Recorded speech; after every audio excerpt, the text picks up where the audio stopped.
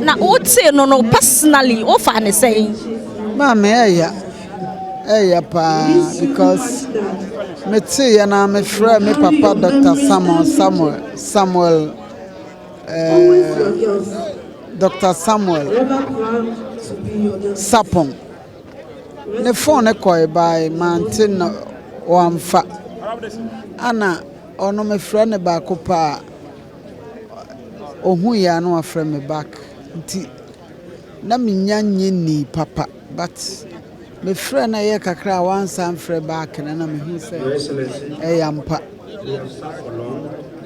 so respectfully Akoye evangelist ya wunim nyame asem enim sunsumu asem kakra yi ewuo yi asofo bi no mo kire se sunsumu eni prophecies e ba ye ugidi se we sunsumu asem ka ho.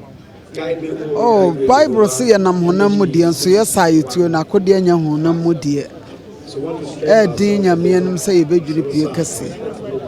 but ni nyina mo no kire ne se ade nyina ye mfa na asem anyame nti ene de ye ntimi nkase se ya na se ye beda nyame ase de open wo ye Ya da se bebre